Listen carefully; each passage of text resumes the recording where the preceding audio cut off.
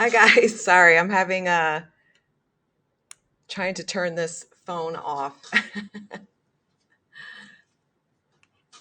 Hi everyone.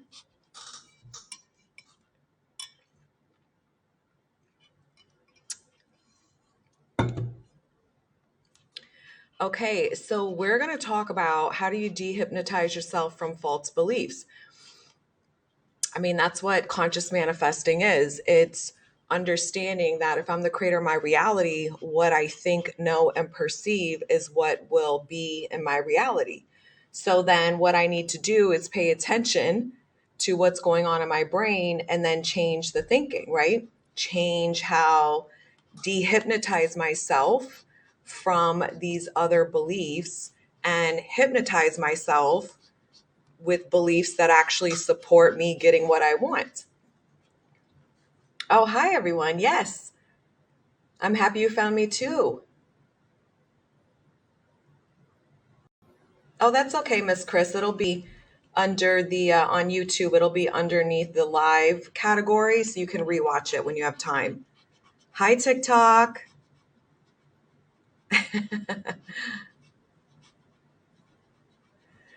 Oh, I love you too.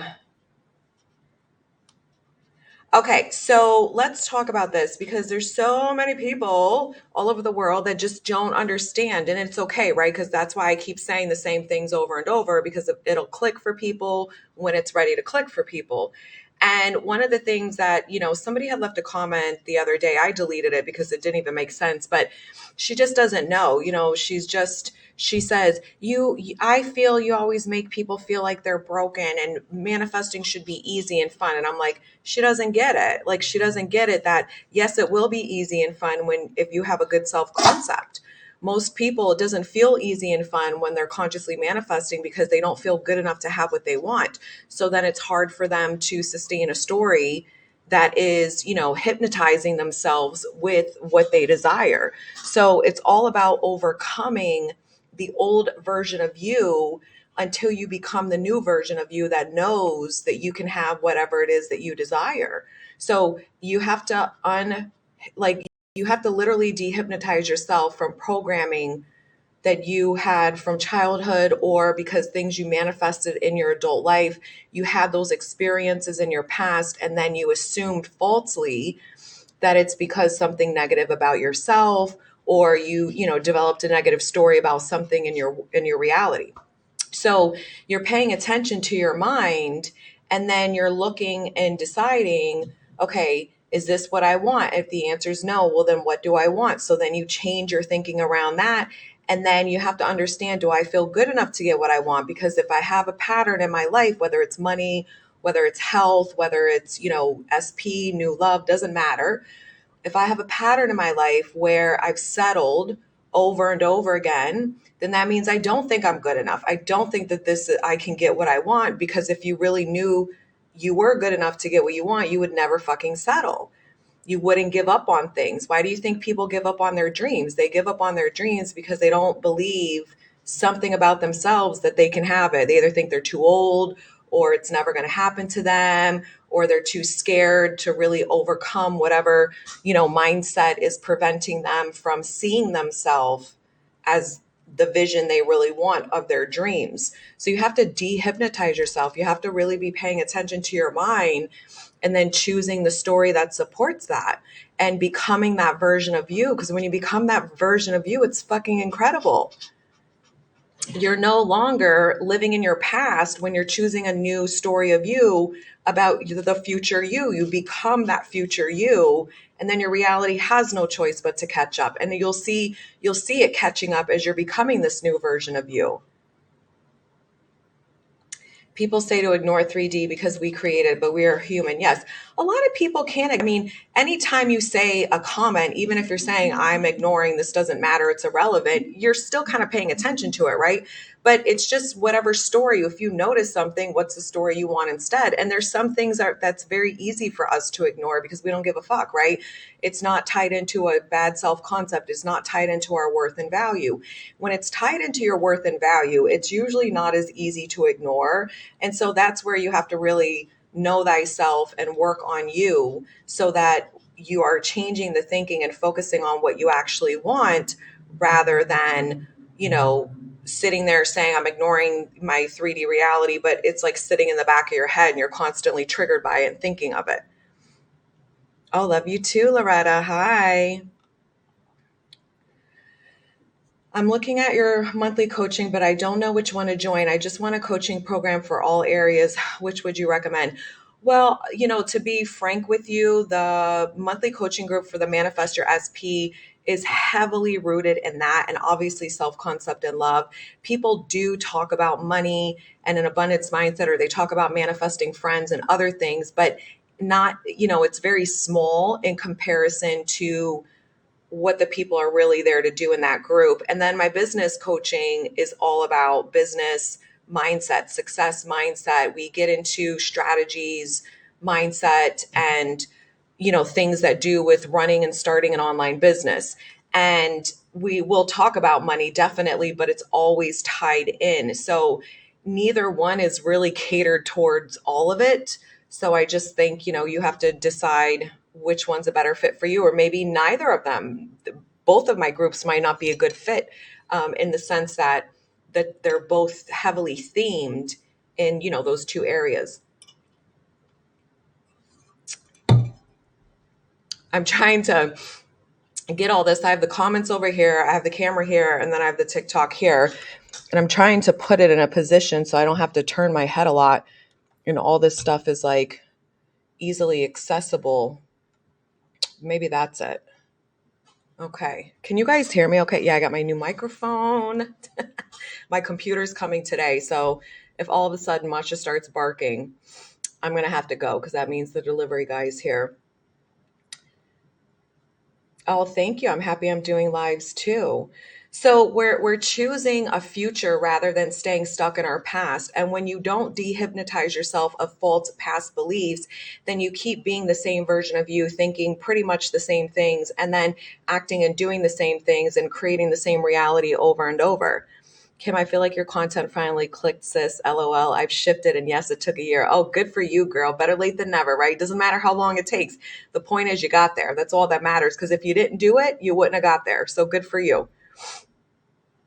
And this is what we're doing. We're choosing our futures. We're choosing our future self, the version of us that if we had this, who would we be? Well, we're not going to be the same person that doesn't have it. We're not going to be the same person that thinks like, oh, when I get this, then I'll be happy. When I manifest this in, then I'll feel, X, Y, and Z. No, it doesn't work that way. If you're the creator of your reality, you're choosing and deciding who you want and what you want to experience. And you persist in that and you become someone different in the process. It's really fun. Hi, Jamie. Oh, Cornelia, that's sweet. I absolutely adore you. You seem so real as a coach because you are a boss woman. You look, act, speak like you run the world. Love it. Oh, thank you. Because I do. I run my world. I don't know about anybody else's, but I run mine. But I had to build up all this self-concept too in that area of my life. Now I'm fucking unstoppable. Oh, you've taken me to the next level. Thank you. No, thank you. I love that. Isn't it fun to go to the next level? So when we're dehypnotizing ourselves, you're learning to be someone different. You're thinking a different story about you and what you get to have. And because of that, you're going to eventually create different feelings in you as well. But you'll also get different downloads of information. You'll make different decisions, different choices, et cetera, et cetera. You'll notice different things in your reality because you are focused and becoming this new version of you, because that version that's in the future that you desire, you choose to be that version of you now. And then that version already knows the answers. That version of you thinks different. When she looks at her life, she's not stuck in lack. She's not stuck in a mindset that says, I don't have what I want. She's not stuck in a mindset that says, I'm not good enough, because she's living that version of herself. It is her reality now. So you have to understand, here I am now. What do I want? And then what are the thoughts that are preventing me from manifesting that? What are all the reasons I come up with when I think of my future reality that I'm manifesting that's triggering me, that's making me feel a negative emotion that is, popping up in my head constantly that makes me believe I can't have something, I can't do something, I can't be something. And then that's the story that needs to change. How much did it take you to heal your self concept? It took me at least a year and a half.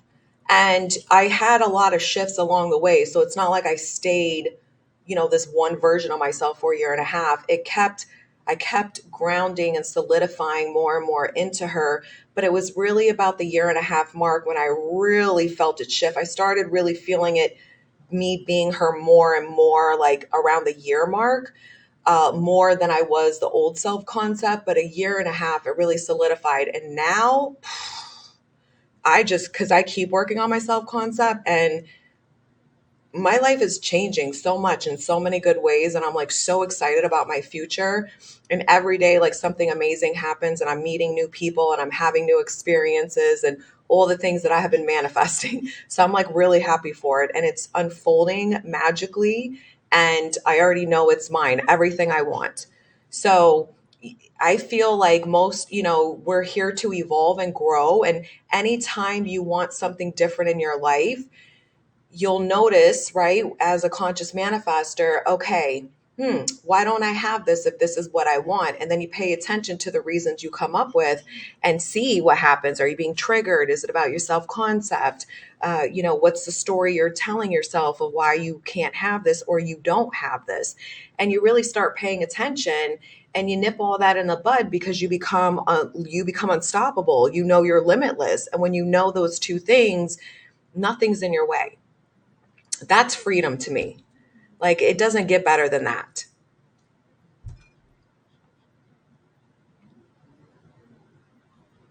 Carol, everyone else can hear me, correct? So it might just be something on your end. Hopefully, you guys tell me if you can't hear me. Thank you, Anna Maria.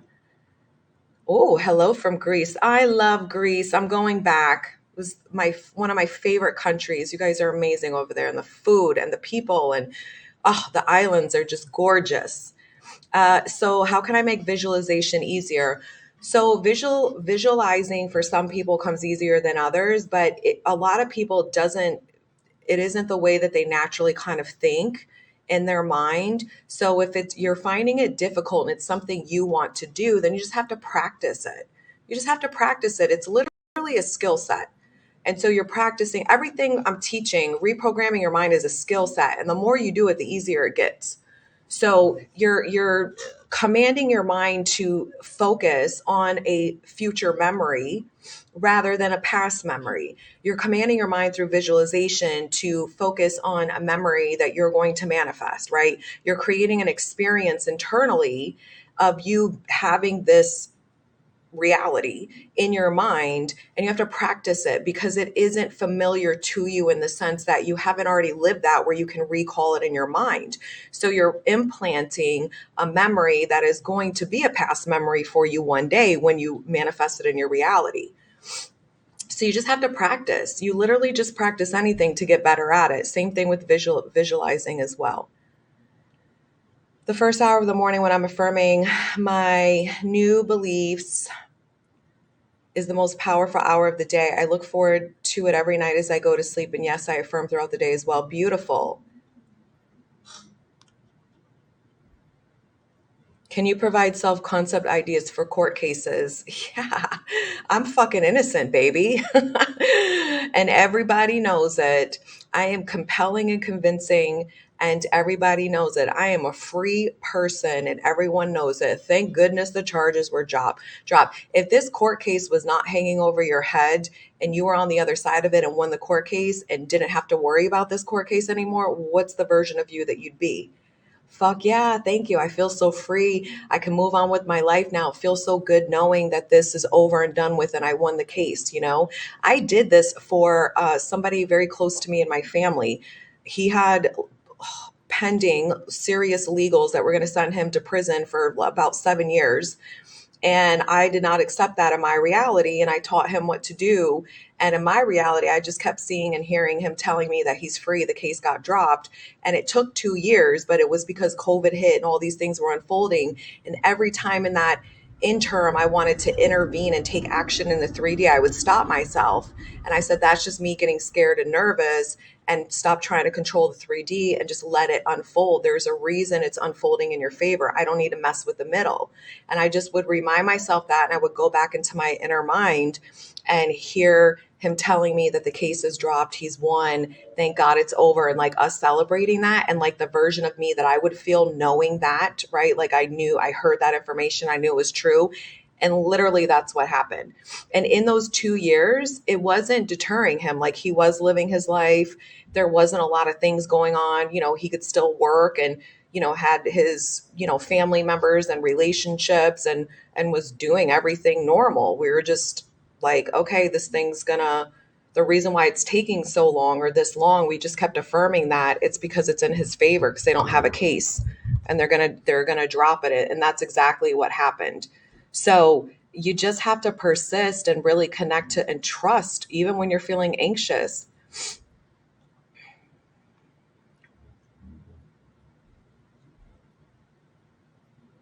How to be positive when SP and you are divorcing, but you want to live in the end, especially with lawyers. Well, I mean, I think it's really, what do you want? To me, I don't know why you're in the version of you right now, you're seeing the divorce as final, right?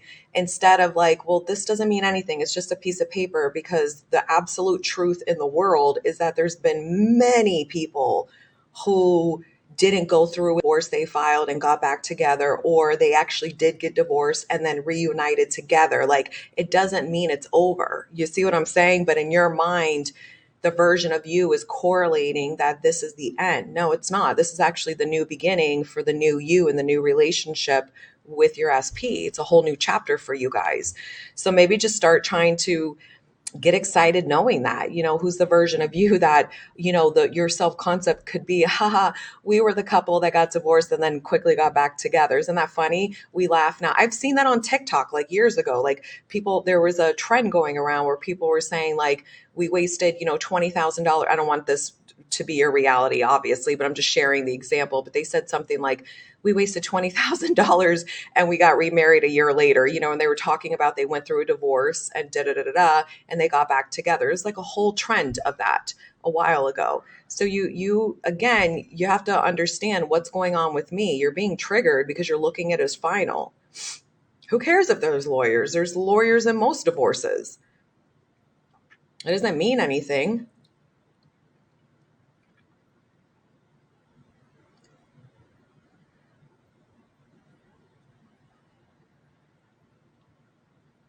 Is it possible to manifest wealth out of thin air? If you think it is, it is. People do it all the time. People win the fucking lottery. People get a check in the mail all of a sudden, owed from somebody, a company or a business they had, or the government or something from like 10 years ago that they didn't even know was coming to them. Um, I can't even, our brains can't even fathom all the ways you could receive money in your reality. Like, I can't even sit here and count all the ways because there's too many of them.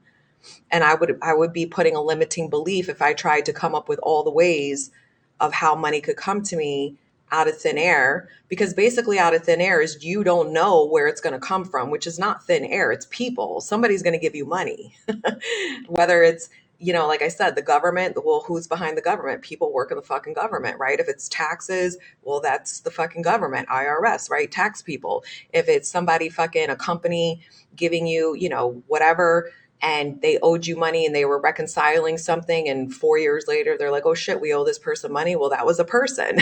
You know what I mean? Like, you're the creator of your reality. You don't worry about where it's going to come from. You just stick to the story of what you want. Do I get negative thoughts while manifesting, and what to do when that happens? Of course. Does it affect the manifestation? Well, it depends. So when you're changing your self concept, when you're learning how to really be a conscious creator, and you work through a lot of your triggers, like, you still will have negative thinking. You are human, and the way your human mind operates, none of us are privy to never ever have a negative thought. Your job is understanding that if I'm monitoring my mindset, then when I see the negative thought, I know what to do with it. I know that I don't have to continually persist in it in order for it to manifest. So not all thoughts manifest. It's really understanding, am I ruminating over this? Am I giving, is this my dominant thought? And you can look at dominant in two different ways. It could be when you think of this subject, is this the main thought that comes to your mind when you think of this subject? That's a dominant thought. If the answer is yes, then the possibilities go up tremendously that is what will manifest. The other way you can look at dominant thoughts, the word dominant when it comes to your thinking is, is it like the one that I believe the most? If I'm thinking two thoughts that are opposite, which one do I have more belief in? So that would be a dominant thought as well. So your job is just to kind of notice that and then, reinforce what it is that you desire. You're going to have negative thoughts as a human being. I have them still. I just don't have them with a lot of the same stuff I had before because I reprogrammed a lot of those things. So now I have them typically when I'm really tired. I can find myself like just having bitchier thoughts, um, and so I just correct it and just get out of that thinking. And I also notice I'll have negative thoughts when I'm triggered because I'm having a new experience, even if, especially a good experience. If it's an experience I'm not used to having, you better believe you're going to get triggered. When you start getting what you want and you're not used to getting what you want, I started having that a little bit yesterday where I was like, my brain was starting to like, girl, your life is fucking perfect. You know what I mean? No, something's got to be going wrong here. And I nipped that shit in the bud. You know what I mean? So you have to understand you're going to have negative thinking. We don't eradicate all negative thinking. It's humanly impossible. And that's okay. That's not the goal of this. The goal of this is I'm mastering my mind. So if I notice it wandering and thinking something that I don't desire, I'm aware of it and I go change it to what it is that I desire. And I persist in that until I quiet that negative voice in my head about that experience. That's all you're doing. And then you're allowing it to unfold. I do have a podcast, to Niche Beauty, but it's in my monthly SP coaching group. I give it to them because it's paid, and I add it to that group once a month, and then I write out the worksheet that goes with that podcast for the month so that they can write things out in that as well. Can I just affirm occasionally and then forget about it instead of affirming all day? Yes and no. Yes, in the sense that if you're only think about it once in a while and then you affirm what you want, like say 3 times a day, but then the rest of the day, are you paying attention to your mind? Is your mind thinking negatively about that? So if your mind is thinking negatively about something all day, then it's not going to be enough to just affirm for it once in a while because your brain is still focused on you not getting what you want. But if you're not thinking negatively about it, then yeah, you don't have to fucking sit there and affirm for it all day at all.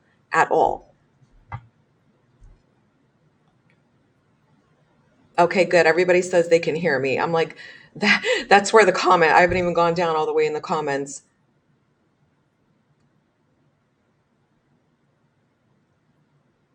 How to manifest healing in the brain.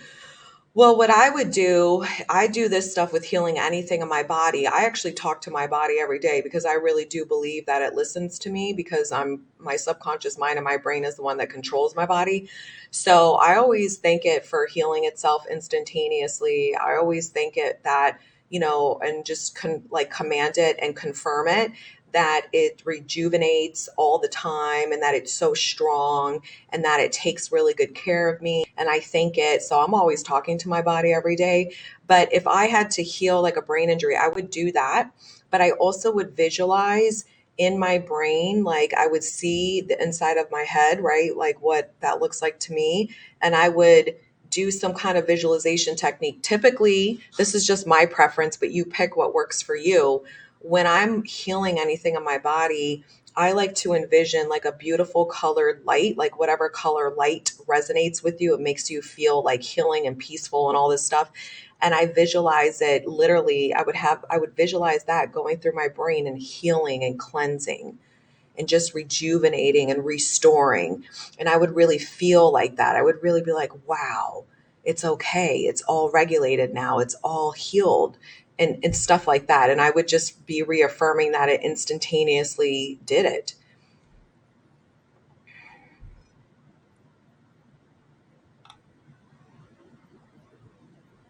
How do you nip it in the bud? Affirm opposite.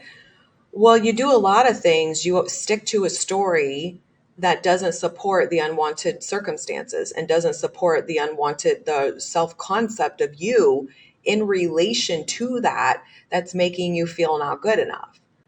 And trust and know that one day you will know your worth in that situation and you know you'll get what you want.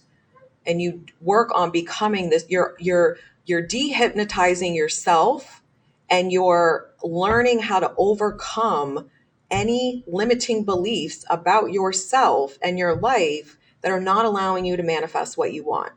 And that's what the work is, because the outside will eventually catch up. But a lot of people are so fixated on, I need to have it now. It needs to hurry up. And I know, because I used to be there. And when you're that version of you, you are not going to get what you want. You'll manifest it in, but it's not going to be favorable. It is not going to be long lasting. Aw. Tamika Ashima, Kim, I'm so freaking glad I found your YouTube page. I've been binge watching every day, and you're the one who gets to me the most. Oh, thank you, babe. I'm happy you found me too. How have you been able to manifest weight loss and keep it off? For me, it was changing my self concept. Everybody's different. I just chose that I'm going to be a fit, lean, strong woman. That's what I did 9 years ago, and I became her. So I would ask myself, how does she think when it comes to exercise and her body and food?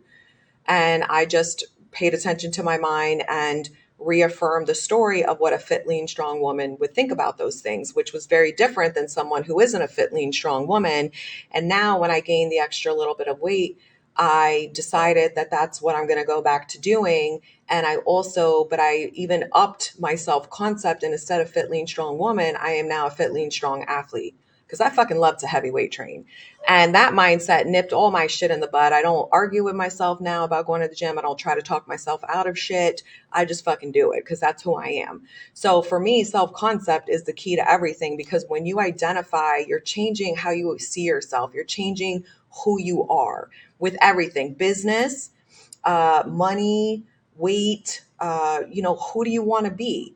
Do you want to be, you can even do it, you do it with everything in your life: a dog owner, the mother you are, your self concept of a girlfriend or a husband, your self concept of a brother or a sister, a cousin, a friend, who you are at work, how you drive, how you dress.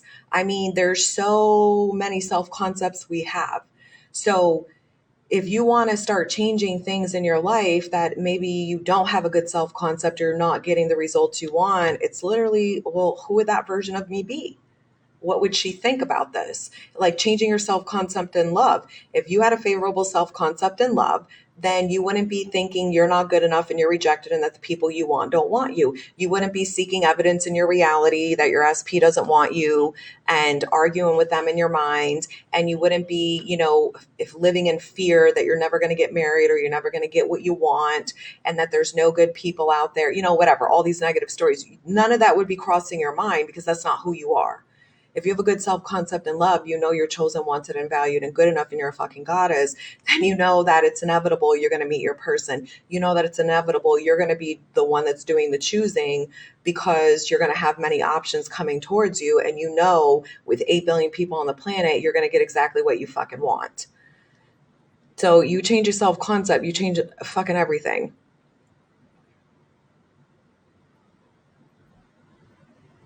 What do you do when some things are manifesting? For example, I just got $1,000 back from my university, but people are talking bad stuff about me.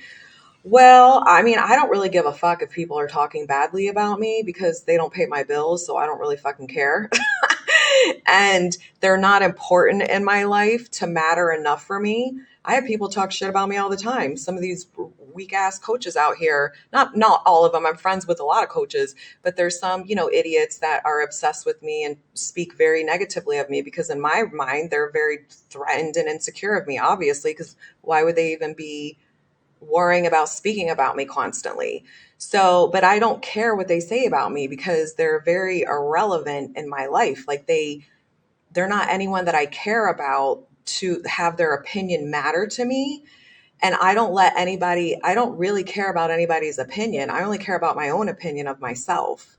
And if my opinion of me is right, and I know I'm being a version who cares about people and has compassion, and I live with integrity, then that's all that matters to me. I don't care about anybody's opinion. So I would look at that, why are you allowing, if somebody's talking badly about you, to it affect you? And then you can also recreate it where if you don't want people speaking negatively of you, say everybody loves me and speaks of me in high favor. And if anybody is talking shit about me, it never comes to my ears. You know what I mean? Like, you create the reality you want. But I don't care what people say, because I just know I have to be true to myself and live with integrity, and the rest takes care of itself.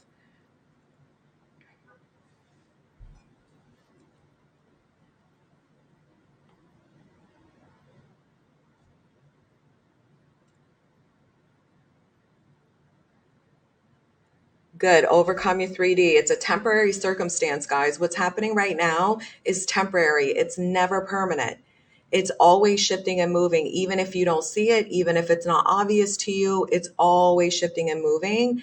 And you never look at it as if it's fact and it's permanent and it means it's going to stay this way forever. As soon as it comes in, it can literally dissipate and go right the fuck back out. Some things may take a little bit longer to dissipate, but the more you just reaffirm that it's on its way out, thank goodness I never have to deal with this again. I'm so happy that I'm X, Y, and Z. I'm so happy this is what's manifesting for me.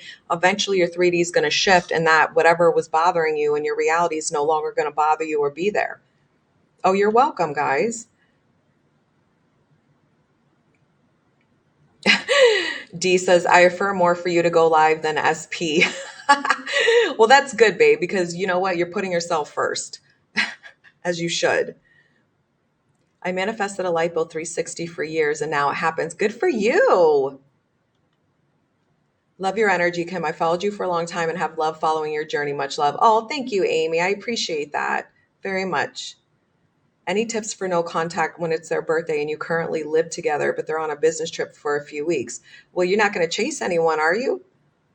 Well, you're not. Goddesses don't chase. And I'm not saying that from a game playing mindset. I'm saying it that if you really knew you're going to get what you want, you wouldn't be worrying about what's happening right now in the 3D.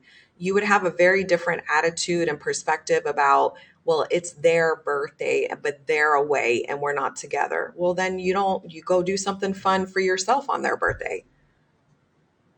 They're not the version you want right now, so we don't worry and obsess about an unfavorable version. What's the point of that? You're not going to get the version you desire focusing on, the version that isn't what you want.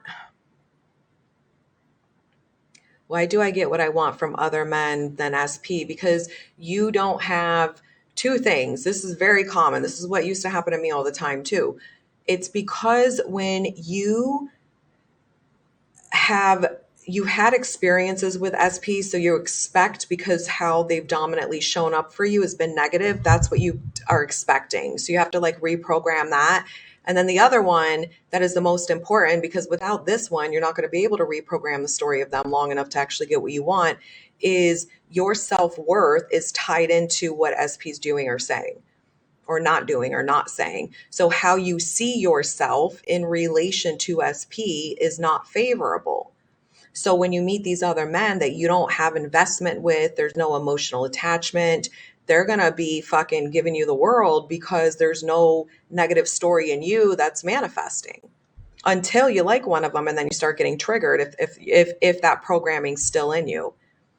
Is self-concept a must to manifest an SP? Well, let's look at this. Have you tried just focusing on SP?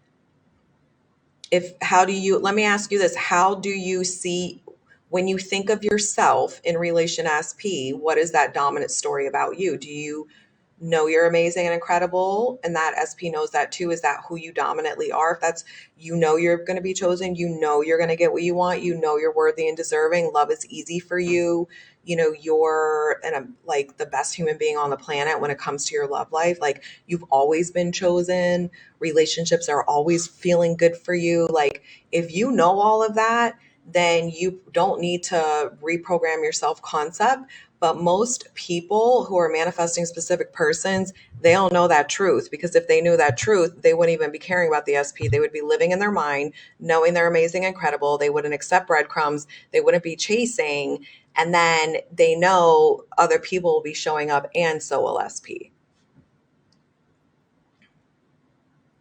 So you have to be honest with yourself, because some people say, but I know I'm amazing and incredible. And I'm like, okay, well, let's look at all your relationships. What was the dominant version of you when you were involved with people you wanted to be with? Did you feel confident? Did you know you were worthy? Did you feel secure? Did you put them on a pedestal? Who were you in that relationship? Were you chasing?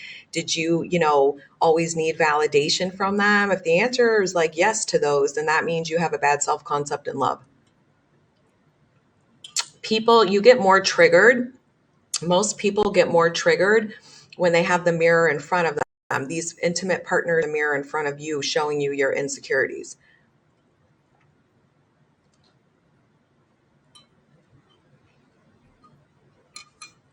What to do when you are manifesting a job you were then rejected from? You persist.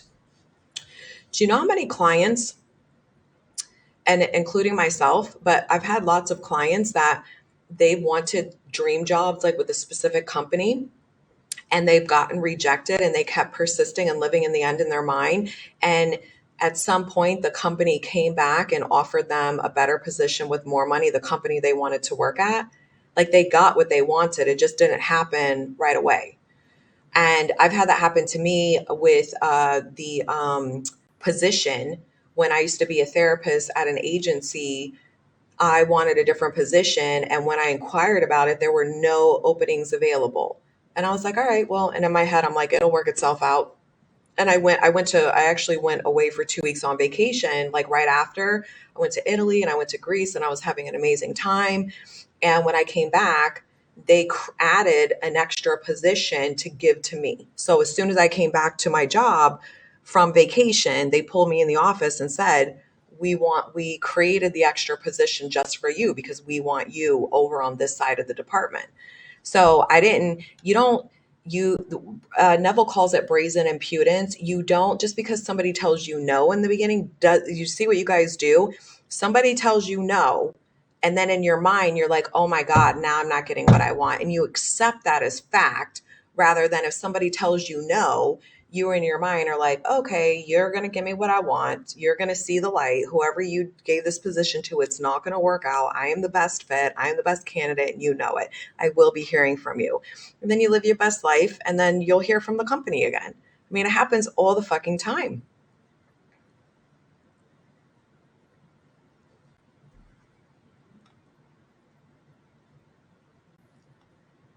Kim, what self-concept issues do you think would manifest health problems? Uh, Many different things could. Like I think, okay, so I think of someone like me. I've always been healthy. I've never had like chronic issues until I had my hormone issues. And so that changed my self-concept, and I started becoming a different version of myself because I was getting used to having these hormone issues. And then I had to work through that and like recognize that and then change that. And then it was easy for me. But when we look at, it really depends. Like if you grew up in an environment where your caretakers or people who are prevalent around you were sick all the time or complaining of physical ailments all the time, that could be programmed in you. So you might have been unconsciously reaffirming some of these old beliefs. I mean, I even had that belief because it's been programmed in me that once you hit a certain age as a woman, it's harder for you to lose weight because your hormones. So that was all tangled into this story of what was happening to me, later in my life. And I had to reprogram all of that once I was able to identify it.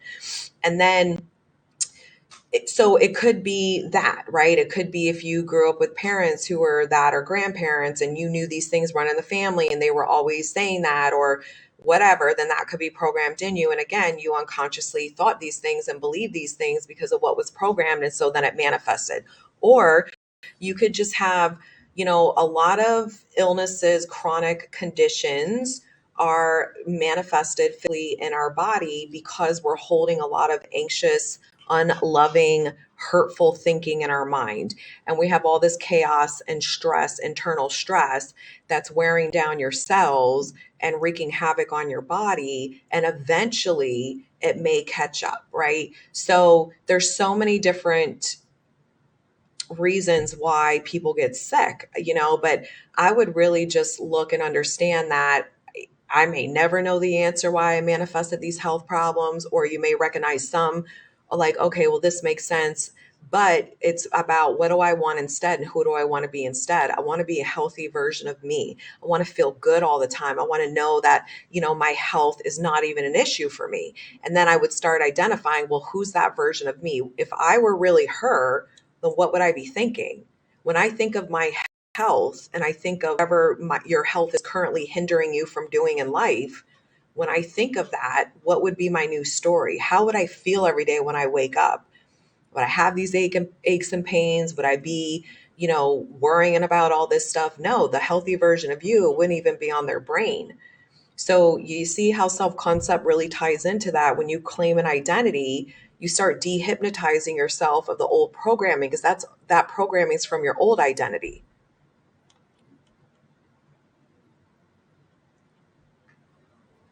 If I want someone to leave my life, do I manifest them leaving or work on my self concept and let it happen? I mean, you could do both. If you really, one, if you want somebody out of your life, just stay away from them, right? And affirm the story that they're out of my life, thank God, right?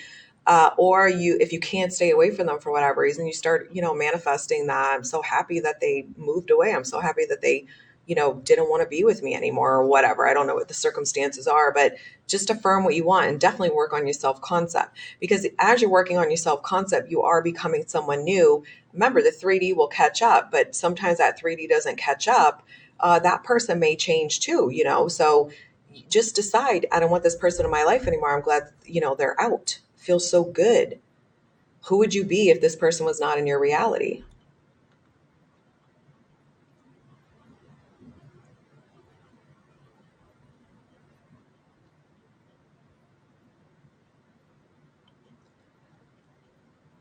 Why are there suddenly multiple third parties showing up after things unfolding in my favor? Well, you're not in the end, babe. I don't know. You got to ask you. I'm not you. It could just be your old thoughts that are still needing to play out because you held a lot of negative thinking, probably longer than you've held the new way of thinking.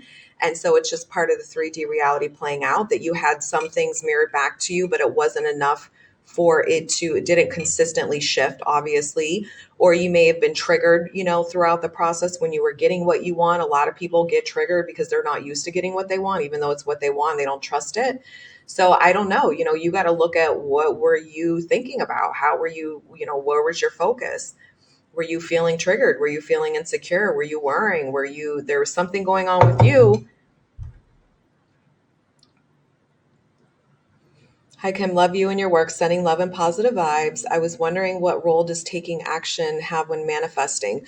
Well, the action doesn't cause the manifestation to happen. You do the mindset, you're choosing the self identity first, the story first, you're persisting in that. And then if you want to do it this, you can do it two ways. You could say, what is the version of me that I'm choosing to be, this new self identity? How do they think? How do they act? What do they do? And then you start doing all of that. You focus on how you would think, you act the way that version of you would act, and you be the way the version of that version of you would be. And so you'll change your action with that, and it's all matching this new identity of you. Sometimes people will just focus on the reprogramming of their mind, and eventually the more you're focusing on things and reprogramming your mind in this new story of you, you will start just taking different action on your own, because you're changing how you see yourself. When you change how you see yourself and you're priming your mind to be a different version of you, your subconscious mind and your beliefs of you and your reality is what determines your actions. So when you change your self-concept, when you change your story of your life and what you get to have, you will start to naturally shift and change your behaviors and your actions.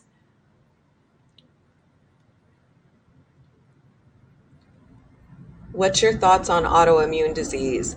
So when I was doing therapy, every client that I interacted with that had autoimmune diseases, it was they were chronically anxiety ridden, filled with negative thinking, lived under really stressful conditions for long periods in their life, mostly internally. Obviously, it's going to manifest physically in their reality. So, my opinion of it, now I'm not a medical doctor, but from a clinical standpoint, and I do believe this, is that a lot of it is created because of their internal world, their thinking. Because I don't know anyone who has autoimmune diseases that aren't highly fucking anxious, worry warts, and always in like chaos, other people's mess, and they're always hyper focused on things negatively in their life and dealing with other people. That's going to wear your body down. Do you understand what anxiety does to the body and internal stress? It's not good stuff. And when you do it every day over and over and over again, and you're not even aware of it, you're going to start breaking your body down in different ways.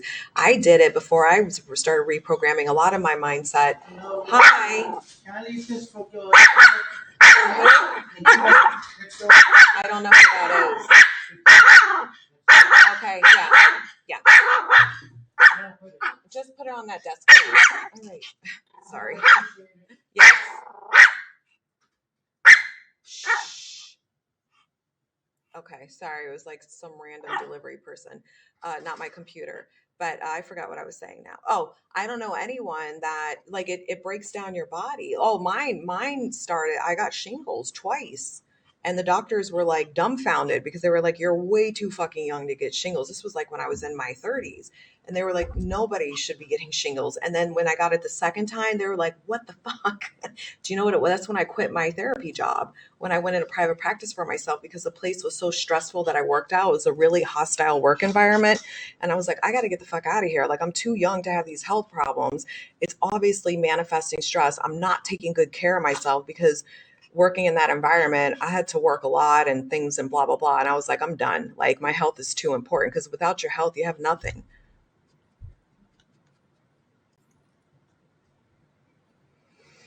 When you got the laser, did it help with redness and only texture issues? And what was the recovery time like? There's some redness on my nose still. I'm actually going to see the doctor Friday and I'm going to ask him. I think like IPL can zap it. I don't think he did my nose good enough with IPL. Sorry, now Masha's all stressed. But so she's asking me because I got CO2 laser on my face in October. So it makes your face super red, right? And it can make your face swell. So you're going to have it really depends how aggressively they do it. He didn't do it super aggressive for me because my skin wasn't that damaged. But I've seen other women who had a lot of sun damage and they would like lay out in the sun forever and they would go really aggressive. And so their face would be so swollen and so red for months. Mine was not like that. Mine was red and swollen, red for well over a month, but it wasn't a bad red. It just looked flushed. So I would put my uh, um, tinted sunblock on that I'm wearing now, that I wear, and you wouldn't even really see it, like it, because it wasn't that bright. And the swelling really started subsiding, each week, but it wasn't for me. It was like 3 weeks to a month. It got better and better. And then I had him do my nose because I got a nose job in October, the same time I got the laser on my face. So he couldn't laser my nose. So I had to wait. So I went back, I think it was January or February. They lasered my nose and that was nothing. I mean, I had minimal peeling and it was minimally red. It didn't swell at all. And I just didn't go on camera for like 9 days. And that was it. But I don't think he did my nose good enough. So I'm going to ask him Friday because I had my earring holes sewn up. He sewed those up for me in February because years of wearing hoop earrings, like were stretching them out and I didn't like it. So he re-sewed them closed for me. And then now I go back Friday so he can re-pierce my ears. It did help with texture issues. It closed my pores on my face tremendously and it burns off layers of old skin. So it's like baby skin on your face. So my skin is amazing compared to what it was before. Very like I wear very different makeup. Before I would have to wear lots of foundation because I didn't like the way my skin looked. heavy powder foundation, liquid foundation, all these things. And then once I got that, you can't wear chemicals on your skin. So I had to get physical tinted moisturizer or sunscreen. And then I got powder sunscreen. And then I just wear lipstick and put brow gel on and some bronzer. I use the Bare Essentials bronzer, and that's it, because I don't need a lot of makeup at all, which I like because I'm in South Florida and it's so damn hot down here. But I have some redness on my nose. Like I had some red veins on my nose that the laser, that's why I'm saying I'm going to ask him Friday, because I don't know. I didn't have veins or redness on my face to begin with. So for me, it just really, if I had any dryness, crepiness starting to happen here, it was very minimal, but I don't have that anymore. And it made my pores shrink up. And it's like your skin is just clearer and brighter. And then the nose, though, I had some red like veins in there, and the laser didn't do anything for that. So I'm going to ask him Friday, does he need to redo my nose? And I feel like my pores are a little bit bigger still than what they were on my face. So I'm just going to ask him and see what he says. And if I have to get it done again on my nose, I will. So I don't know. I'll give you the full answer, because the redness, the red veins on my nose didn't go away. But like I said, I don't know if he didn't do it aggressive enough or if I need to get IPL on that area of my nose. Sorry, us girls got to talk about beauty on these things.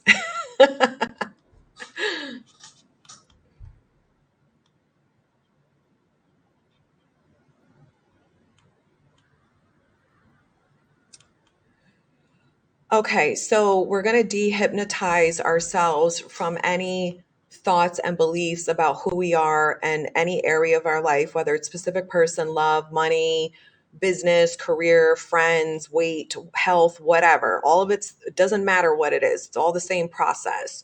And you have to hypnotize yourself with a new story until you believe it. All right, I gotta go, guys. People are like knocking all over my stuff. I don't know what's happening today. All right, I love you guys. I'll see you soon. Bye.